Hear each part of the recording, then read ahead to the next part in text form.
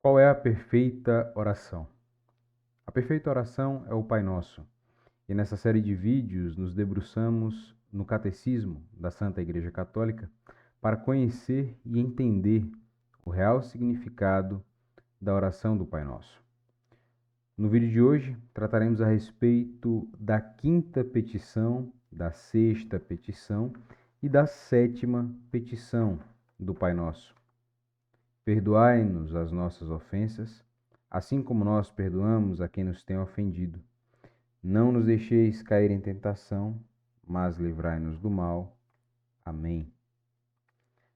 Entenderemos então o real significado dessas palavras, o que querem dizer. O meu nome é Lucas Navar e esta série de vídeos é a leitura e o estudo do Catecismo da Igreja Católica através do livro Catecismo Maior de São Pio X, pela editora Eclésia. Antes de darmos início à leitura e estudo, façamos o ato de fé. Meu Deus, eu creio em tudo o que vós revelastes e a Santa Igreja nos ensina, porque não podeis enganar-vos nem enganar-nos, e expressamente creio em vós, único e verdadeiro Deus em três pessoas iguais e distintas, Pai, Filho e Espírito Santo. E creio em Jesus Cristo, Filho de Deus encarnado, morto e ressuscitado por nós, que a cada um dará segundo as suas obras o prêmio ou o castigo eterno. Nesta fé quero viver e morrer. Senhor, aumentai a minha fé. Amém. Em nome do Pai, do Filho e do Espírito Santo. Que pedimos na quinta petição? Perdoai-nos as nossas ofensas, assim como nós perdoamos a quem nos tem ofendido. Na quinta petição, pedimos a Deus que nos perdoe os nossos pecados, assim como nós perdoamos aos que nos ofendem. Porque os nossos pecados se chamam ofensas. Os nossos pecados se chamam ofensas porque devemos satisfazer por eles a justiça divina, ou nesta vida ou na outra. Os que não perdoam ao próximo podem esperar que Deus lhes perdoe? Os que não perdoam ao próximo não têm razão alguma para esperar que Deus lhes perdoe, tanto mais que se condenam a si mesmos, dizendo a Deus que lhes perdoe assim como perdoam ao próximo. Tem um profundo significado nestas palavras. Quando pedimos a Deus perdão por nossas ofensas, pedimos que Ele nos perdoe, assim como perdoamos àqueles que nos têm ofendido. Se não perdoamos o nosso irmão, se não perdoamos a quem nos ofende, como podemos esperar de Deus o perdão por nossas ofensas? Neste momento, reconhecemos quão miseráveis somos, quão carentes, dependentes e impotentes nós somos. Como nós, de fato, somos aqueles que ofendem a Deus. Nesta posição, devemos reconhecer os nossos pecados. Nesta condição, devemos reconhecer que somos pares dos nossos irmãos.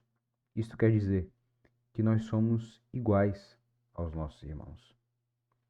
Deste modo, não somos maiores do que os outros.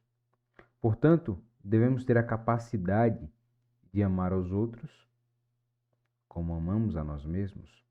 Como desejamos ser perdoados por nossas faltas, devemos então perdoar também os nossos irmãos. Então não é possível que, sendo eu incapaz de perdoar ao próximo, espere que Deus perdoe a mim. Que pedimos na sexta petição? E não nos deixeis cair em tentação. Na sexta petição, pedimos a Deus que nos livre das tentações, não permitindo que sejamos tentados ou concedendo-nos a graça para não sermos vencidos. Que são as tentações? As tentações são uma incitação ao pecado que nos vem do demônio ou das pessoas más, ou das nossas paixões. Veja, vamos nos ater a esses dois primeiros pontos. Quando pedimos a Deus que não nos deixe cair em tentação, pedimos que Ele não permita que sejamos tentados. Veja que no vídeo anterior eu falei que só somos tentados porque Deus permite que a tentação aconteça.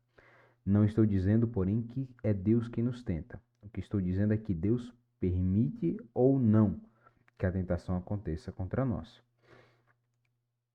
Ou, neste pedido, solicitamos que ele nos conceda a graça para não sermos vencidos.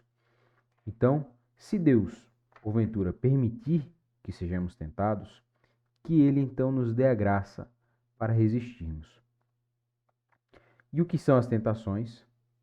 São uma incitação ao pecado que nos vem por ação do demônio, das pessoas más ou das nossas paixões. Veja que o catecismo deixa claro que não é apenas o demônio que nos tenta. Há também as pessoas más, mas também as nossas paixões. Ou seja, nossa busca por prazeres é também uma fonte de tentação.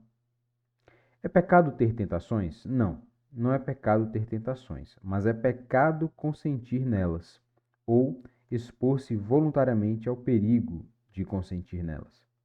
O catecismo aqui nos fala que não é pecado ser tentado.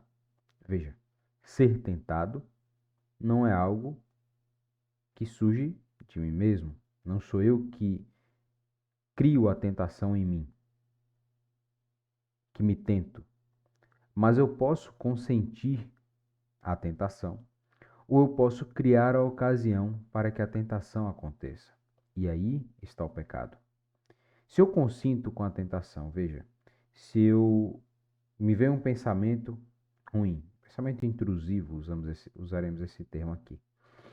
Se me vem esse pensamento intrusivo e eu consinto a ele, eu caio em pecado. Mas, se eu rejeito esse pensamento, então não há pecado, pois eu não consenti, eu não permaneci nesse pensamento ruim.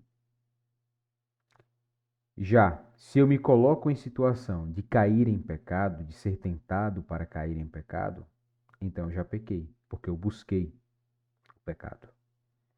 Por que Deus permite que sejamos tentados? Veja, o catecismo confirma aquilo que eu estava falando. É Deus quem permite. Deus permite que sejamos tentados para provar a nossa fidelidade, para fazer aumentar as nossas virtudes e para acrescer os nossos méritos. Vejam, nada que façamos é suficiente para sermos dignos de Deus.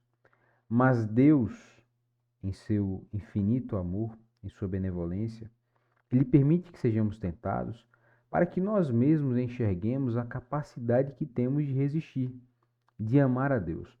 Nós, seres humanos, pecadores, devemos ser capazes de reconhecer que podemos amar a Deus. Apesar de todos os nossos defeitos, devemos buscar amar a Deus. O que devemos fazer para evitar as tentações? Para evitar as tentações, devemos fugir das ocasiões perigosas, guardar os nossos sentidos, receber com frequência os santos sacramentos e rezar, ou seja, caminhar continuamente na presença de Deus. Da sétima petição. Que pedimos na sétima petição? Mas livrai-nos do mal. Na sétima petição, pedimos a Deus que nos livre dos males passados, presentes e futuros, e especialmente do sumo mal, que é o pecado, e da condenação eterna, que é a sua pena. Por que dizemos livrai-nos do mal e não dos males? Dizemos livrai-nos do mal e não dos males, porque não devemos desejar estar isento de todos os males desta vida, mas somente dos que não são proveitosos à nossa alma. E por isso pedimos que Deus nos livre do mal em geral, isto é, de tudo que Deus vê ser mal para nós. Isso é muito profundo. Veja, o catecismo aqui nos orienta a não solicitar uma total isenção dos males. Não devemos desejar que não soframos com dificuldades na vida. Não devemos desejar que nossa vida seja uma vida de total alegria e satisfação e prazeres. Devemos pedir a Deus que Ele nos livre do mal, do sumo mal. E o que é o sumo mal? Do pecado. Este é o verdadeiro mal.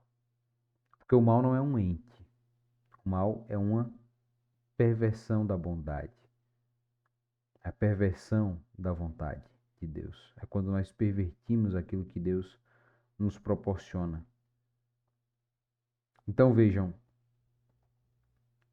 quando pedimos a Deus que nos livre do mal, estamos pedindo que Ele nos mantenha consonantes à sua vontade. Que nós vivamos caminhando retamente. É isso que estamos desejando. Mesmo que caminhemos retamente, os males poderão sobrevir contra nós. Porque a promessa de Cristo é que no mundo sofrereis aflições. E as aflições acontecem para que, como acabou de dizer o catecismo, a nossa fidelidade seja provada. Posta à prova e provada. Que provemos de fato a nossa fé em Deus, o nosso amor em Deus.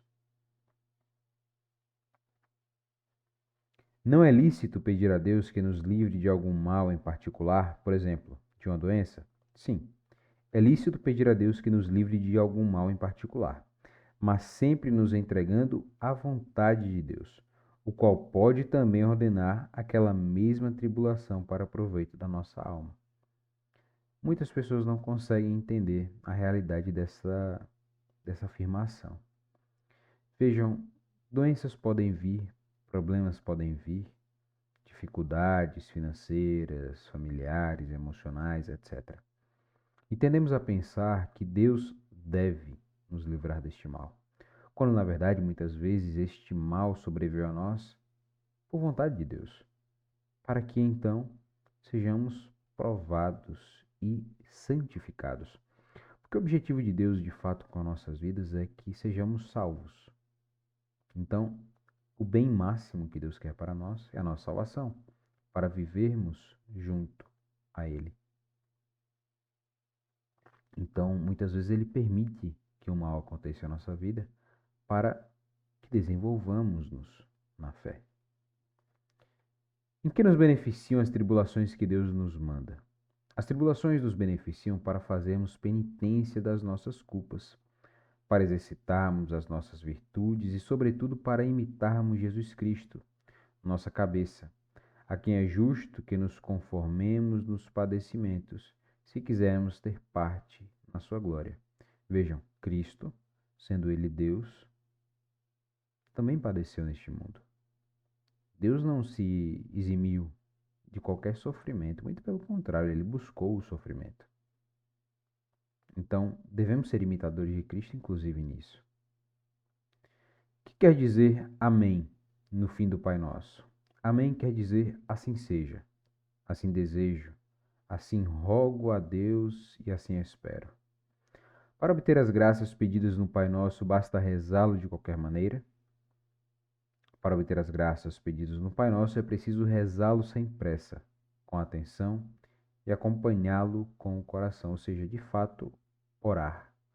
Mais do que simplesmente recitar as palavras, devemos orar. E o orar aqui, ele é um total comprometimento do corpo, da alma, do espírito. Quando devemos rezar o Pai Nosso? Devemos rezar o Pai Nosso todo dia, porque todo dia necessitamos da ajuda de Deus. No próximo vídeo falaremos a respeito da Virgem Maria, melhor dizendo, do Ave Maria, da oração Ave Maria. Bom, neste vídeo nós entendemos um pouco a respeito desses pedidos que fazemos a Deus. Que perdoe os nossos pecados, que nos livre do mal. Precisamos entender de fato o que é ser cristão. Ser cristão não é viver uma vida de prosperidade plena. Não é essa busca por riqueza, nem a busca pela felicidade. Ser cristão é de fato imitar Cristo. É buscar ser como Cristo, em sua humanidade, é claro. Sermos imitadores de Cristo. E ser imitador de Cristo é perdoar, porque Deus nos perdoou, nos amou primeiro. É ser paciente longânimo, é buscar sabedoria, conhecimento de Deus, é combater o pecado, não aceitá-lo, rejeitá-lo, pois Cristo não pecou, devemos ser imitadores de Cristo. E, portanto, apesar de pecadores que somos, devemos buscar não ser pecadores. Este é o caminho do cristão. Que Deus esteja presente, meu irmão e minha irmã, na sua vida. Que possamos fazer oração com sabedoria, não buscando que Deus nos livre de todos os males, mas que Ele nos livre dos males que são prejudiciais à nossa salvação. E que Ele envie a nós os males que são competentes à nossa salvação. Aquele sofrimento que para nós é um caminho de santidade. Que Deus nos ajude nessa caminhada para que possamos entender quando Ele proporciona os obstáculos no nosso caminho para que, atravessando-os, sejamos tornados